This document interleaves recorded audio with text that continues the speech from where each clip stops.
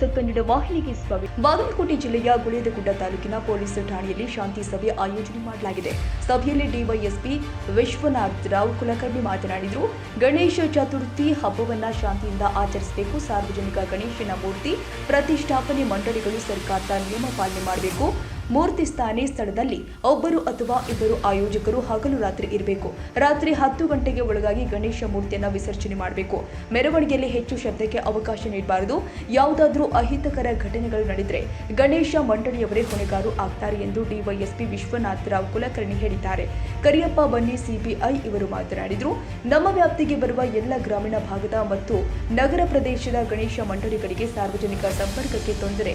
ಗಣೇಶ ಮೂರ್ತಿಯನ್ನ ಹಿಡಬೇಕು, ನಿಯಮಗಳನ್ನ ಪಾಲಿಸಬೇಕು ಎಂದರು. ಸಿದ್ದಪ್ಪ ಯಡಹಳ್ಳಿ ಮಾತನಾಡಿದರು. ಗಣೇಶ ಮಂಡಳಿಯವರಿಗೆ ಪೊಲೀಸ್ ಪರ್ಮಿಷನ್, ಕೆಇಬಿ ಪರ್ಮಿಷನ್, ಪುರಸಭೆ ಪರ್ಮಿಷನ್, ಗ್ರಾಮ ಪಂಚಾಯಿತಿ ಪರ್ಮಿಷನ್ ತೆಗೆದುಕೊಂಡು ಆಯೋಜಕರು ಗಣೇಶ ಮೂರ್ತಿಯನ್ನ ಕುಂದ್ರಿಸಬೇಕು. ಗಣಪತಿ ವಿಸರ್ಜನೆ ವೇಳೆಯಲ್ಲಿ ಡಿಜೆ ಮುಂತಾದ ದೊಡ್ಡ ಪ್ರಮಾಣದ ಧ್ವನಿ ವರ್ಧಕಗಳನ್ನು ಬಳಸಬಾರದು. ಏನೇ ಘಟನೆಯಾದರೂ ಕೂಡ ನಮ್ಮ ಠಾಣೆಗೆ ತಿಳಿಸಬೇಕು ಎಂದರು. ಅದನ್ನ ಒಂದು ಫುಲ್ ಡಿಜೆಗೆ 1,10,000 ರೂಪಾಯಿ ತನಕ ಬರುತ್ತೆ.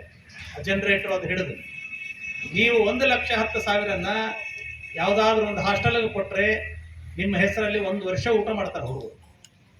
ನಿಮ್ಮ ಡಿಜೆ ರಾತ್ರಿ 8ರಿಂದ ಮುಂಜಾನೆ 5 ತನಕ 7 ತಾಸು 8 ತಾಸು ಅವರು ಒಂದು ಯಾವುದೋ ಹಾಸ್ಟೆಲ್ ಹುಡುಗರು 1 ವರ್ಷ ಊಟ ಮಾಡ್ತಾರೆ. ಅದು ವಿಚಾರ ನೀವು ಬಿಡೋದು, ಮಾಡ್ತಿರೋ ಬಿಡ್ತಿರೋ ನಿಮಗೆ ಬಿಟ್ಟು ವಿಚಾರ. ಅದನ್ನು ಇದು ಯಾವುದೇ ಪೊಲೀಸ್ ಕಂಪಲ್ಸರಿ ಅಲ್ಲ, ನಿಮ್ಮ ತಲೆಯಲ್ಲಿ ಗಮನಕ್ಕಿರಲಿ ಅಂತ ಹೇಳ್ತಾ ಇರೋದು. ಆ ನಂತರ ನಿಮ್ಮ ಗುಳೇದಗುಡ್ಡ ಎಲ್ಲ ಜಾನಪದ ಕಲೆ ಸಾಹಿತ್ಯಕ್ಕೆ ಫೇಮಸ್ ಇದೆ. ಡಿಜೆನೆ ಅಂತ ಏನು ಬೇಕಾಗಿಲ್ಲಲ್ಲ, ಕೋಲಾಟ ಇರಬಹುದು, ಬೇರೆ ಏನಾದರೂ ಮಾಡಿ ಅಲ್ಲ ಜನ ನೋಡ್ತಾರೆ. ಡಿಜೆನೇ ಹಚ್ಚಿ ಡಾಲ್ಬಿನೇ ಹಚ್ಚಿ ಗಣೇಶ ನನಗೆ ಇದೇ ಥರ ವಿಸರ್ಜನೆ ಮಾಡುತ್ತೇನೆ ಹೇಳಿಲ್ಲ.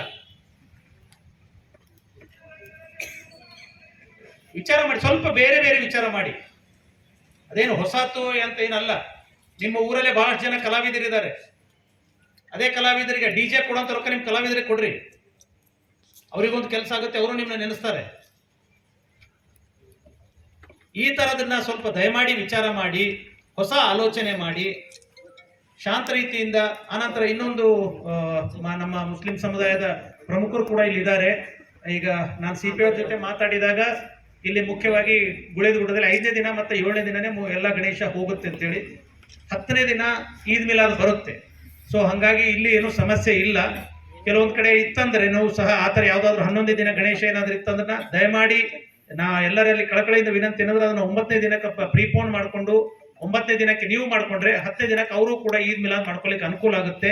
ಆ ಭ್ರಾತೃತ್ವ ಪ್ರೇಮ ಎಲ್ಲರ ಕಡೆ ಇಲ್ಲಿ ಇದೆ ಅಂತ ನಾನು ಭಾವಿಸಿದ್ದೀನಿ. ನಾವ್ಯಾಕೆ ಮಾಡಬೇಕು, ನೀವ್ಯಾಕೆ ಮಾಡಬೇಕು, ಬೇಡ. ಊರಲ್ಲಿ ಶಾಂತಿ ಇರಬೇಕಾದ್ರೆ ಮಾಡಬೇಕು.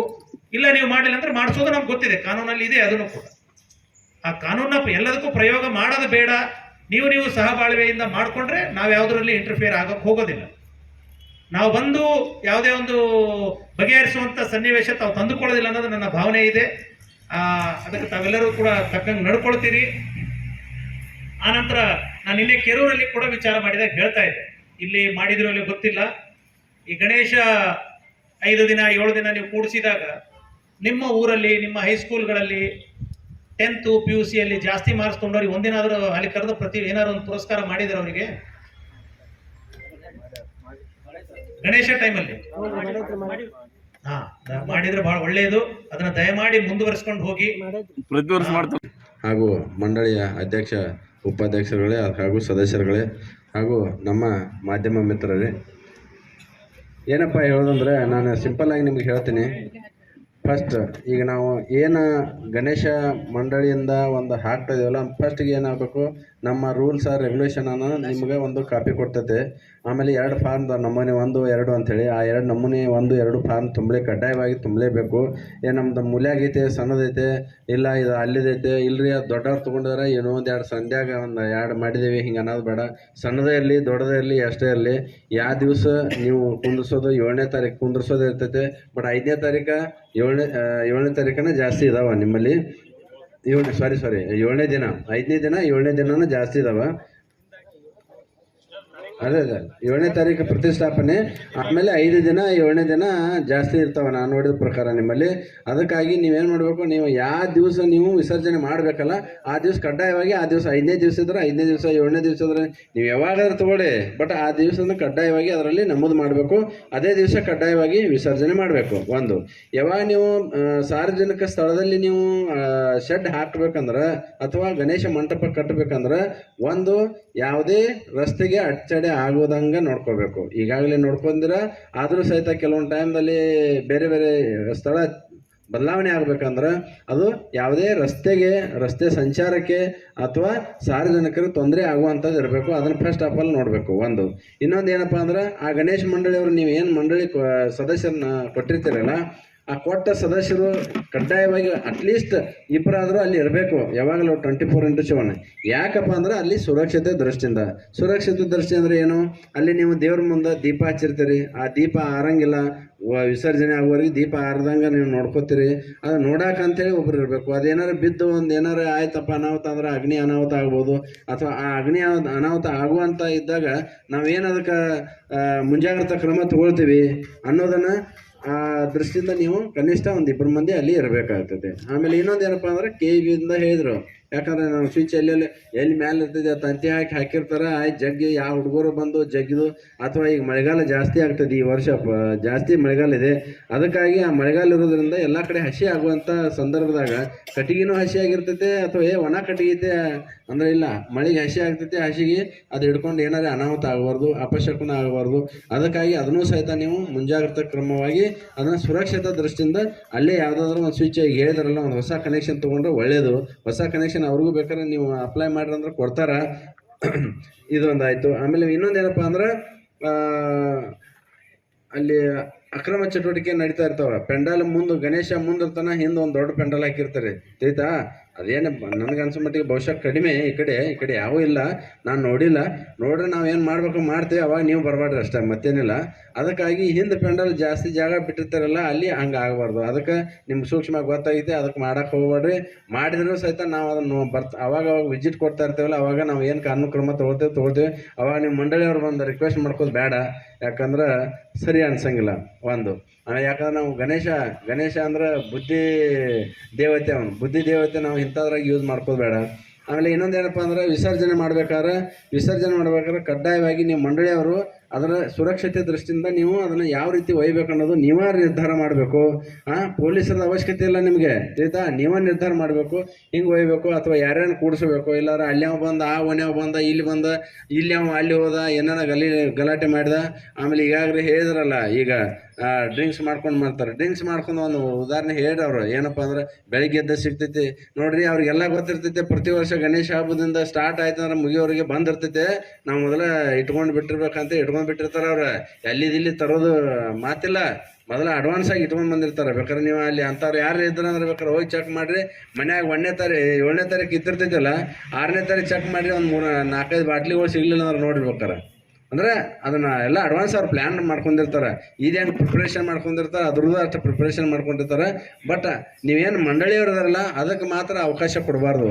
ಯಾಕಂದರೆ ಈ ಗಲಾಟೆ ಆಗೋದು ಎದರಿಂದ ಅಂದ್ರೆ ಮನುಷ್ಯಾಗ ಮೊಳಗೆ ರಾಕ್ಷಸ ಹೊಕ್ಕಿದಾಗ ಅವೆಲ್ಲ ಸಮಸ್ಯೆ ಆಗ್ತಿರ್ತಾವೆ. ಅದಕ್ಕಾಗಿ ಅದಕ್ಕೆ ಅವಕಾಶ ಮಾಡಿಕೊಡಕ್ಕೆ ಹೋಗ್ಬೇಡ್ರಿ. ಯಾರೇ ಕೊಡೋಕಿದ್ದಂದ್ರೆ ನೀ ಬೇಡಪ್ಪ, ಪೊಲೀಸರು ಹೇಳೋಕ್ಕಿಂತ ಮುಂಚೆ ನೀವು ಸರಿಪ್ಪ, ನೀ ಯಾಕೋ ಸ್ವಲ್ಪ ಎಡವಟ್ಟು ಕಾಣ್ತಾ ಇದೆಯಾ, ನಾಳೆ ನಮ್ಮ ಮಂಡಳಿಗೆ ಸಹಿತ ಕೆಟ್ಟ ಹೆಸರು ತರ್ತಾ ಇದೆಯಾ, ಅದಕ್ಕೆ ನೀನು ಬೇಡ, ಸರಿದು ಬಿಡು. ಇಲ್ಲ ಆಯ್ತಂದ್ರೆ ನೀ ಭಾಳ ಅತಿ ಮಾಡೋಕ್ಕಾಯ್ತಂದ್ರೆ ಸೀದಾ ಅವ್ರನ್ನ ಏನೆಲ್ಲ ಕರ್ಕೊಂಡು ಹೋಗಿ ನಮ್ಮ ಪೊಲೀಸರ ಕೈ ಕೊಟ್ರಂದ್ರೆ ಅವ್ರನ್ನ ಕರ್ಕೊಂಡು ಹೋಗಿ ಸುರಕ್ಷಿತ ಸ್ಥಳದಲ್ಲಿ ಇಟ್ಟು ಆಮೇಲೆ ನಿಮ್ದೆಲ್ಲ ವಿಸರ್ಜನೆ ಮುಗಿದ ಬಳಿಕ ಮತ್ತು ನಿಮ್ಮ ಜೊತೆ ಕಳಿಸ್ತಾರೆ, ಏನು ತೊಂದರೆ ಇಲ್ಲ. ಆಗ್ತೈತೆ. ಆಮೇಲೆ ಇನ್ನೊಂದು ಡಿಜೆದು ಅಂತೂ ಅವಕಾಶ ಇಲ್ಲ, ನಿಮ್ಗೆ ಗೊತ್ತಿದೆ. ಅದ ಈಗ ಲಾಸ್ಟ್ ಟೈಮ್ ಎಲ್ಲ ನಾವು ಹೇಳಿದಾಗ ಜಾನಪದ ಸಂಗೀತ, ಆಮೇಲೆ ಏನು ಜಾನಪದಕ್ಕ, ಆಮೇಲೆ ಮತ್ತೊಂದು ಏನೇನು ಇರ್ತಾವಲ್ಲ, ಇವು ಜಾನಪದ ಸಂಗೀತದ ಬಗ್ಗೆ ಹೆಚ್ಚಿನ ಒತ್ತು ಕೊಟ್ಟು ಅದನ್ನು ಇದು ಮಾಡಿರಿ. ಇಲ್ಲ ನಾವು 1 ಹಚ್ತೀವಿ, 2 ಹಚ್ತೇವೆ, 3 ಹಚ್ತೇವೆ, 4 ಹಚ್ತೇವೆ ಅಂತ ದಂಡಿಗೆ ಹೋಗಕ್ಕೆ 10 ಆಗಿರ್ತಾವೆ, ಒಂದೊಂದು ಹಚ್ಕೊಂಡು ಬಂದಿರ್ತದೆ. ಅದಕ್ಕೆ ಅವಕಾಶ ಮಾಡಿಕೊಡ್ಬೇಡಿ. ಡಿಜೆಗೆ ಈ ಸಲ ಅವಕಾಶ ಇಲ್ಲ. ಅದಕ್ಕೆ ಈಗ ಹೇಳ್ರಿ, ಮತ್ತು ಒಂದೇಳೆ ಡಿಜೆ ಬಂದಿದ್ದಪ್ಪ ಅಂದ್ರೆ ಅವ್ರು ಯಾರು ಓನರ್ ಎಲ್ಲಿಂದ ತಂದಿರ್ತಿರಲ್ಲ ಅವ್ರ ಮ್ಯಾಗ ನಾವು ಕಾನೂನು ಕ್ರಮ ತೊಗೊಳ್ತೀವಿ. ಅದಕ್ಕೆ ಈಗ ಅದನ್ನು ಅವಾಯ್ಡ್ ಮಾಡಿಬಿಡ್ರಿ. ಮತ್ತು ಅದಕ್ಕೆ ಎಷ್ಟು ಖರ್ಚು ಮಾಡ್ತೀರಲ್ಲ ಆ ಖರ್ಚು ಮಾಡೋದನ್ನ ಮತ್ತಿನ್ನೇನೋ ಬೇರೆ ಅಂದರೆ ಪ್ರಸಾದ ಹಂಚಿಕೆ ಆಗಲಿ ಅಥವಾ ಇಂಥದ್ದು ಏನಾರು ಪ್ರಸಾದ ಮಾಡೋದಾಗಲಿ ಇಂಥದ್ದು ಮಾಡಿ ಅಂದ್ರೆ 4 ಮಂದಿಗೆ ಅನ್ನ ಹಾಕ್ತಂದ್ರೆ ಅವರು ನಿಮ್ಗೆ ನೆನೆಸ್ತಾರೆ, ಹೌದಪ್ಪ ಇಂಥ ಮಂಡಳಿಯವ್ರು ನಮ್ಗೆ ಅನ್ನ ಹಾಕಿರು, ಅದಕ್ಕೆ ನನ್ನ ಹೊಟ್ಟೆ ತನಗಾಯಿತು, ಅವ್ರದ್ದು ಹೊಟ್ಟೆ ತನಗಾಗಲಿ, ಉದ್ಧಾರ ಆಗಲಿ ಅಂತ ಒಂದು ಸ್ವಲ್ಪ ಏನೋ ಆಶೀರ್ವಾದ ಮಾಡ್ತಾರೆ. ಅಂಥದ್ದು ಆಶೀರ್ವಾದ ಪಡ್ಕೊರಿ. ಅದಕ್ಕೆ ಇವಿಷ್ಟ ಪ್ರತಿ ವರ್ಷ ಹೇಳುವಂಥ ಇರ್ತಾವೆ. ಬಟ್ ಗಾಂಜಾ ಹೇಳಿದ್ರಲ್ಲ, ಇದು ಬರೀ ಎಲ್ಲರೂ ಹಂಗೆ ಹೇಳ್ತಾರಪ್ಪ, ಗಾಂಜಾ ಐತಿ ಬಟ್ ಅದು ಹೆಂಗೆ ಬರ್ತೈತೆ ಅನ್ನೋದು ಹೇಳ್ತಾರಲ್ಲ ಎಲ್ಲರೂ. ಎಲ್ಲಿಂದ ಬರ್ತೈತಿ, ಯಾರು ಇಷ್ಟೆಲ್ಲ ನೋಡ್ತಾರಲ್ಲ, ಇಂಥವು ಯಾರು ತೊಗೊಂಡಿದ್ದಾನಲ್ಲ ಅಂಥವ್ನ ಹೆಸರು ಹೇಳಿ ನೀವು ಸಾಕು. ನೀವೇನು ಮುಂದೆ ಬಂದು ಹೇಳಬೇಕಾಗಿಲ್ಲ. ಫೋನ್ ಮಾಡಿ ನಮ್ಮ ಪೊಲೀಸ್ ಸ್ಟೇಷನ್ ನಂಬರ್ ಇದೆ, ಬೀಟ್ ಪಿ ಸಿಗಳ ನಂಬರ್ ಇರ್ತೈತೆ, ಒಂದು ಫೋನ್ ಮಾಡಿ ಹೇಳಿ ಇಂಥವ ಅಂತ ಹೆಸರು ಹೇಳಿದ್ರೆ ಸಾಕು ನಮ್ಗೆ. ಯಾಕಂದ್ರೆ ಈಗ ಎಲ್ಲಿಂದ ಬಂತೈತಿ ಏನು ಬರ್ತೀವಿ ಎಲ್ಲರೂ ಹೇಳ್ತಾರೆ, ಗಾಂಜಾ ಸಿಗ್ತಾರೆ ಗಾಂಜಾ ಏನು ಹೇಳ್ತಾರೆ ಗೊತ್ತಾಗ್ತಿಲ್ಲ. ಲಾಸ್ಟಿಗೆ ನಾವು ಬದಾಮಿದಾಗ ಹಂಗೆ ಮಾಡಿದ್ರು. ಬದಾಮಿದಾಗ ಏನಾಯ್ತು, ಅಲ್ಲಿ ಒಂದು ಕಡೆ ಕುಂದಿರ್ತಾರ ಅಂತ ಹೇಳು. ಅದಕ್ಕಾಗಿ ನಾವು ಒಂದು 2 ಮಂದಿ ನೇಮಿಸ್ಬಿಟ್ಟು ಅಲ್ಲಿ 8 ಗಂಟೆ ನಂತರ ಕುಂದ್ರದ ಆಚೆ ಗಡ್ಡ್ಯಾಗ ಚಾಲು ಮಾಡೋದು. 8 ದಿವಸ ಮಾಡಿದ್ರೆ ಅಲ್ಲಿ ಯಾರು ಕುಂದಿರ್ತಾ ಇಲ್ಲ ಈಗ. ಬಟ್ ಅವರೇ ಹೇಳಿದ್ರು ಧನ್ಯವಾದ ಹೇಳ್ರಿ, ಬಟ್ ಗಾಂಜಾ ಬಂದಾಗಿಲ್ಲ. ಅದಕ್ಕೆ ಬಟ್ ಆಚರಣೆ ಬೇರೆ ರೀತಿ ಸಾಗ್ತಾ ಇದೆ. ದಯವಿಟ್ಟು ನಮ್ಮ DSP ಸಾಹೇಬ್ ಹೇಳಿದಂಗೆ, CP ಸಾಹೇಬ್ ಹೇಳಿದಂಗೆ ದಯವಿಟ್ಟು ಸಾರ್ವಜನಿಕರ ಸಾಂಪ್ರದಾಯಿಕ ಕಡೆ ಹೆಚ್ಚು ಮಹತ್ವ ಕೊಡಬೇಕು. ನಾ ಕೋಲಾರದಲ್ಲಿ ನೌಕರಿ ಮಾಡಿದ್ದೆ. ಅಲ್ಲೊಂದು ವಿಷ್ಣು ಸೇನಾ ಗಣಪತಿ ಅಂತಿದೆ. 3 ಗಂಟೆಗೆ ಚಾಲೂ ಮಾಡ್ತಾರೆ. 3 ಗಂಟೆಗೆ ಚಾಲೂ ಮಾಡಿ ಕರೆಕ್ಟ್ 7 ಗಂಟೆಗೆ ಮಾಡ್ತಾರೆ. ದೊಡ್ಡ ಗಣಪತಿ ಅದು. ಡೊಳ್ಳು ತರಿಸ್ತಾರೆ, ಸಂತರ ಭಜನಾ ಮಾಡ್ತಾರೆ, ನಂತರ ಜಾಂಜ್ ಬತಕ್ ತರಿಸ್ತಾರೆ. ವಿದಿನ್ ಟೈಮ್ನಾಗ 7 ಗಂಟೆ 3-4 ತಾಸು ಮೆರವಣಿಗೆ ಮಾಡಿ ಕ್ಲೋಸ್ ಮಾಡ್ಕೊಂಡ್ಬಿಡ್ತಾರೆ. ಆ ಗಣಪತಿ ನೋಡಕ್ಕೆ ಕೋಲಾರ ಗಣಪತಿ ನೋಡಕ್ಕೆ ಸುತ್ತಮುತ್ತಲು ಬಿಜಾಪುರದಿಂದ ಎಲ್ಲ ಕಡೆ ಮಂದಿ ಬರ್ತಾರೆ. ನೀವು ಹೊಸ ಸಂಪ್ರದಾಯಕ್ಕೆ ನಾಂದಿ ಆಡ್ಬೋದಲ್ಲ, ಹೊಸ ಸಂಪ್ರದಾಯಕ್ಕೆ ಪ್ರಾರಂಭ ಮಾಡ್ಬೋದಲ್ಲ, ಅದ್ರ ಕಡೆ ದಯವಿಟ್ಟು ಎಲ್ಲರೂ ಗಮನ ಕೊಡಬೇಕು. ನಮ್ಮೂರಾಗ ನಾವು ಒಂದು ಘಟನೆ ಹೇಳಿದ್ವಿ. ನಮ್ಮೂರಾಗ ಒಂದು ಗಣಪತಿ, ನಾವು ಸರ್ಕಾರಿ ನೌಕರಸ್ಥರು ಸ್ವಲ್ಪ ಫಂಡಿಂಗ್ ಅಟ್ಟ ಮಾಡಿ ಚಿಕ್ಕ ಪುಟ್ಟ ಗಣಪತಿ ಮಾಡ್ತೇವೆ. ಪ್ರತಿ ವರ್ಷ ಇಡ್ತೀವಲ್ಲಿ, ಅಲ್ಲಿ ವಿಸರ್ಜನೆ ಮಾಡ್ತಾರೆ. ನಾವು ಡೊಳ್ಳು, ಸಂತರ ಮೇಳ ಇದೆ ಸರ್. ನಮ್ದು ಇಷ್ಟೇ ಒಂದು 4 ತಾಸು ಮೆರವಣಿಗೆ ಮಾಡ್ತೀವಿ ಎಲ್ಲ ನೌಕರಸ್ಥರದೆಲ್ಲ. ಅಲ್ಲಿ ಗಣೇಶ ಅಲ್ಲಿ ಗ್ರಾಮಸ್ಥರು ಮಾಡ್ತಾರೆ. ಇಂಥ ಸಾಂಪ್ರದಾಯಿಕವಾಗಿ ಮಾಡ್ತೀವಿ, ಮೆರವಣಿಗೆ ಮಾಡ್ತೀವಿ. ಅದಕ್ಕಾಗಿ ನಮ್ಮ DSP ಸರ್ ಹೇಳಿದಂಗೆ, CP ಸರ್ ಹೇಳಿದಂಗೆ ಆಚರಣೆಯ ಮಹತ್ವ, ಆಚರಣೆಯನ್ನು ದಾರಿಯನ್ನು ಸಾರ್ವಜನಿಕರು ಸ್ವಲ್ಪ ಒಂದ್ಸಲ ವಿಚಾರ ಮಾಡಬೇಕು. ವಿಚಾರ ಮಾಡಿ ನೋಡಿದರೆ ಅದು ಗೊತ್ತಾಗ್ತದೆ ಯಾವ ರೀತಿ ಹಬ್ಬದ ಮಹತ್ವ ಯಾವ ರೀತಿ ಅಂತ ನಮ್ಗೆ ಗೊತ್ತಾಗ್ತೈತಿ.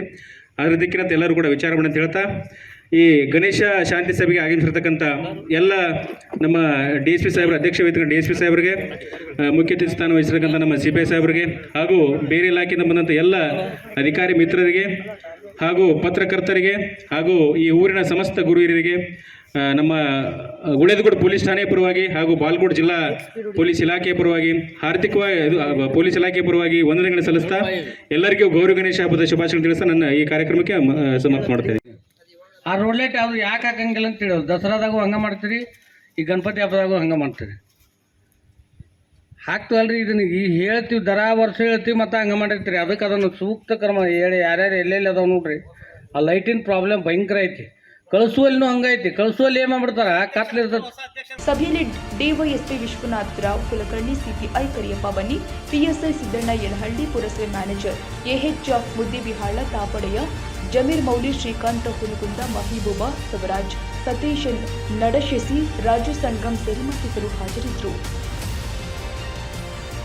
ತಾಜಾ ಸುದ್ದಿಗಾಗಿ MTV ನ್ಯೂಸ್ 24/7ಗೆ ಸಬ್ಸ್ಕ್ರೈಬ್ ಮಾಡಿ ಮತ್ತು ಬೆಲ್ ಐಕಾನ್ ಅನ್ನು ಒತ್ತಿ. ತಪ್ಪದೇ ಲಿಂಕ್ ಶೇರ್ ಮಾಡಿ.